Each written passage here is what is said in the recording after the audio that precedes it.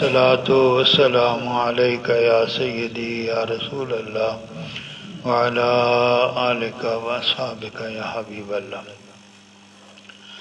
حضرت ابو امامہ حضور سرور عالم صلی اللہ تعالی علیہ وسلم سے روایت کرتے ہیں کہ حضور سرور عالم صلی اللہ تعالی علیہ وسلم نے ارشاد فرمایا، اللہ تعالی نے مجھے تمام انبیاء پر فضیلت عطا فرمائی۔ راوی کو شک ہے یا آپ نے یہ الفاظ فرمائے اور یا یہ فرمائے کہ اللہ تعالی نے میری امت کو تمام امتوں پر فضیلت عطا فرمائی، یا مجھے تمام انبیاء پر فضیلت عطا فرمائی، یا میری امت کو تمام امتوں پر اللہ تعالی نے فضیلت عطا فرمائی۔ اور ہمارے لیے اللہ تعالی نے غنیمتوں کو حلال فرما دیا۔ جنگ میں دشمن سے جو مال حاصل ہوتا ہے اس کو مال غنیمت کہتے ہیں۔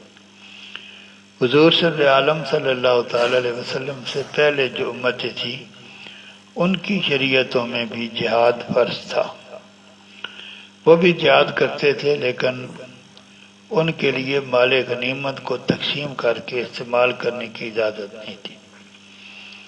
حضور صلی عالم صلی اللہ تعالی علیہ وسلم نے فرمایا، اللہ تعالی نے ہم پر یہ احسان فرمایا کہ ہم مال غنیمت حاصل کرتے ہیں اور اس کو استعمال کرنے کی اللہ تعالی نے ہمیں اجازت دی۔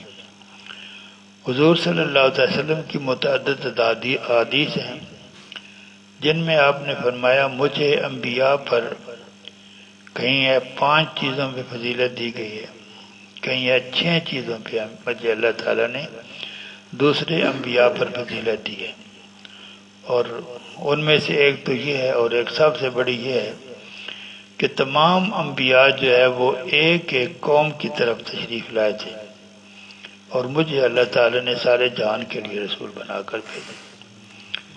قرآن حکیم میں پہلا عاد اخاہم ہودہ، قوم عاد کی طرف ہم نے حضرت ہود علیہ السلام کو بھیجا، ویلا سمود اخاہم صالحہ، اور قوم سمود کی طرف ہم نے حضرت صالح علیہ السلام کو بھیجا۔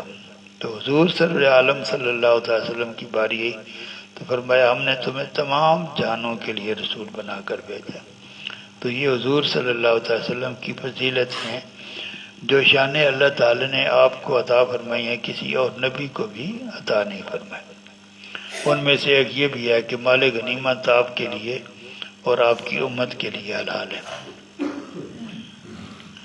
وعن انس رضی اللہ تعالی عنہ قال قال رسول اللہ صلی اللہ علیہ وسلم یوم اذن، یعنی یوم حنین، من قتل کافرا فلہ صلبہ فقتل ابو طلحہ یوم اذن 20 رجلا واخذ اسلابہم، رواہ الدارمی۔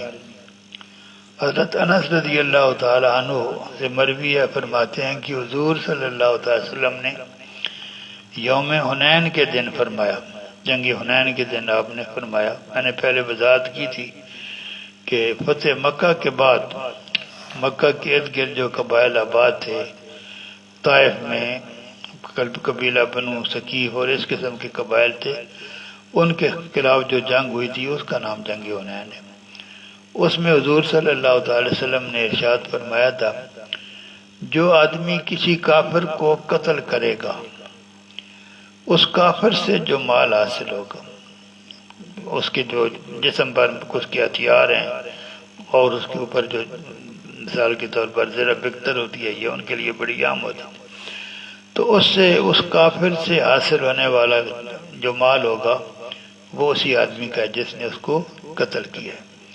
تو فرماتے ہیں اس روز حضرت ابو طلحہ رضی اللہ تعالی عنہ نے 20 کافروں کو قتل کیا، 20 کافروں کو قتل کیا، اور ان سے جو کچھ حاصل ہوا وہ حضرت ابو طلحہ کے حصے میں آیا۔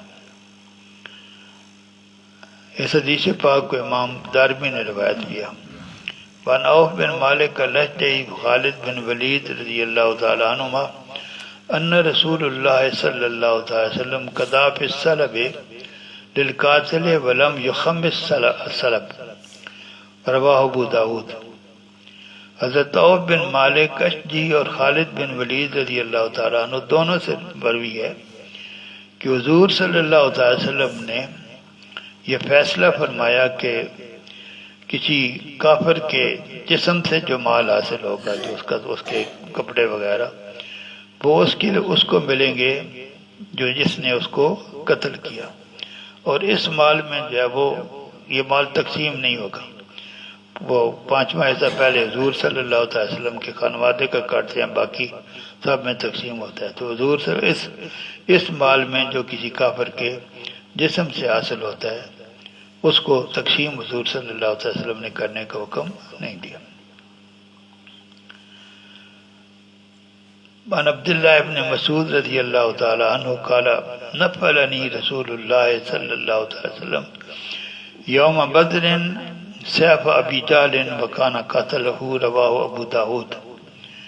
حضرت عبداللہ ابن مسعود رضی اللہ تعالی عنہ سے مروی ہے، فرماتے ہیں کہ میدان بدر والے دن حضور صلی اللہ تعالی علیہ وسلم نے مجھے ابو جہل کی تلوار جو ہے وہ بطور نفل، یعنی مال غنیمت میں جو حصہ آیا اس سے زیادہ حضور صلی اللہ علیہ وسلم نے مجھے ابو جہل کی تلوار عطا فرمائی، اور انہوں نے اس کو قتل کیا تھا۔ قتل تو 2 انصاری مجاہد تھے، معاذ اور معبد، انہوں نے قتل کیا تھا ابو جہل کو، لیکن ابھی اس کے جسم میں جان کی رمق باقی تھی کہ حضرت عبداللہ ابن مسعود رضی اللہ تعالیٰ عنہ نے اس کا سر تن سے جدا کیا تھا۔ قتل کرنے والے تو 2 انصاری مجاہد تھے، ان کا نام معاذ اور معبد تھا۔ اس حدیث پاک کو امام ابو داود نے روایت کیا۔ وان عمیر مولا آب الرحم رضی اللہ تعالی عنہ قال شهدت خیبر مع سعادتی فکلموا فیہ رسول اللہ صلی اللہ تعالی وسلم وکلموه انی مملوک فامرنی بقلت سیفا فاذا انا اجره فامر لی بشیء من خرسی المتاع اردت علی رقیتا کنت ارکی بالمجانین فامرنی بترک بادیا وحبس بادیا، رواہ الترمذی وابو داود اللہ ان روایت انتہت عند قول المتاع۔ عمیر یہ غلام ہیں ایک صحابی کے جن کا نام آب اللحم ہے، یہ ان کا نام نہیں ہے، ان کا لقب بن گیا ہے۔ وہ گوشت کھانا پسند نہیں کرتے تھے تو ان کا نام آب اللحم ہو گیا، گوشت کا انکار کرنے والا۔ تو جو راوی ہے جس نے حدیث روایت کی ہے وہ عمیر ہیں، اور وہ اس کے غلام ہیں آب اللحم کے۔ وہ کہتے ہیں کہ میں خیبر کی جنگ میں اپنے جو میرے مالک تھے ان سمیت میں میدان جنگ میں شریک ہوا، تو میرے جو مالک تھے انہوں نے حضور صلی اللہ علیہ وسلم سے کی خدمت میں میرے بارے میں گزارشات کی، اور حضور صلی اللہ علیہ وسلم کو بتایا کہ میں غلام ہوں، میرے بارے میں یہ بتایا۔ تو حضور صلی اللہ علیہ وسلم نے میرے ساتھ، میرے جسم کے ساتھ تلوار لٹکانے کا حکم دیا، تلوار لٹکاؤ۔ تو تلوار جو ہے وہ میرا قد چھوٹا تھا، تلوار لمبی تھی تو میں اس کو گھسیٹ رہا تھا۔ پھر فرمایا کہ حضور صلی اللہ علیہ وسلم نے مجھے، کیونکہ غلام کو حصہ نہیں ملتا مال غنیمت سے، حضور صلی اللہ علیہ وسلم نے میرے لیے حصہ مقرر نہیں فرمایا، کچھ کھانے پینے کا سامان مجھے دے دیا، گھر کا سامان کو مجھے حضور صلی اللہ علیہ وسلم نے دے دیا۔ کہتے ہیں اس موقع پر میں نے حضور صلی اللہ علیہ وسلم کی خدمت میں ایک دم پیش کیا۔ یہ دم میں کیا کرتا تھا جو لوگ جن پر جنون کا مرض طاری ہوتا ہے، اس کے علاج کے لیے میں ایک دم کیا کرتا تھا۔ میں نے حضور صلی اللہ علیہ وسلم کی خدمت میں وہ دم پیش کیا، تو حضور صلی اللہ علیہ وسلم نے اس دم کو دیکھ کر اس کا کچھ حصہ مجھے چھوڑ دینے کا حکم دیا، اس کو یہ نہیں پڑھنا، اور کچھ جو ہے جو حضور صلی اللہ علیہ وسلم نے مجھے استعمال کرنے کی اجازت عطا فرمائی۔ وآخر دعوانا ان الحمد للہ رب العالمین۔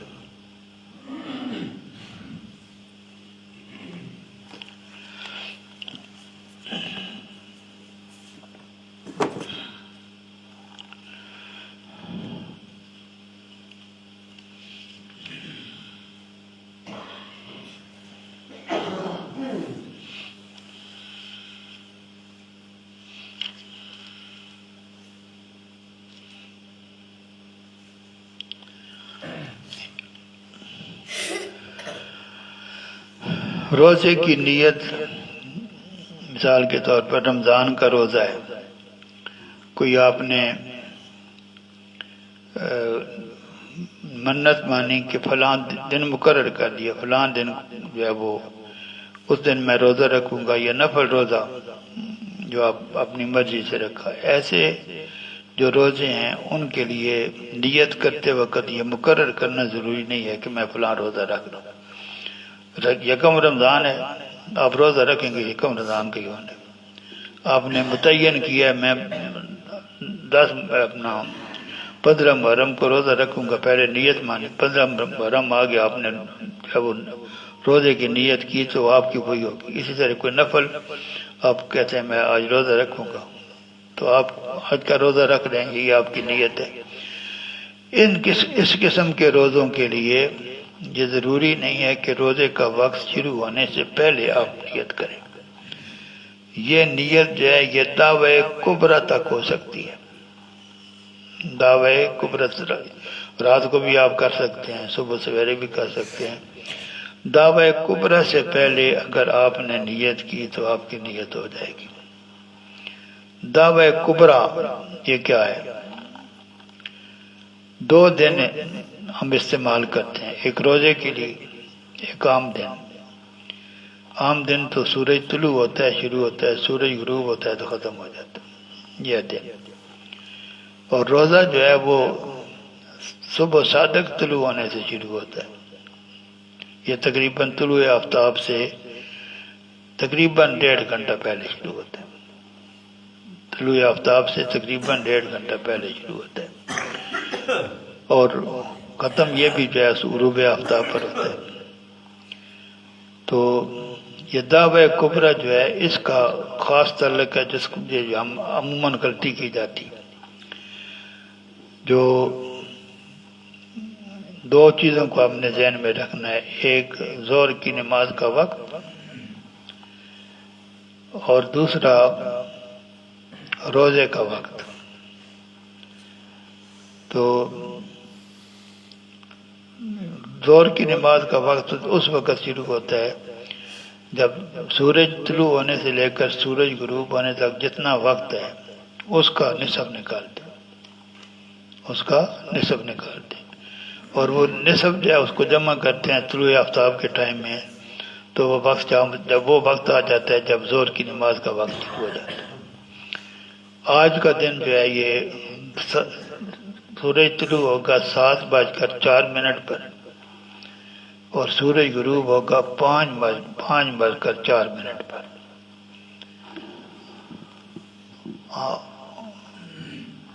آج 5 لے کے چلو تھوڑا فرق بن گیا، رات کو یہ 5:04 لکھا ہوا تھا، وہ تو اب صبح سویرے چینج ہو گیا، تو یہ ڈیوریشن بنتی ہے 10 گھنٹے۔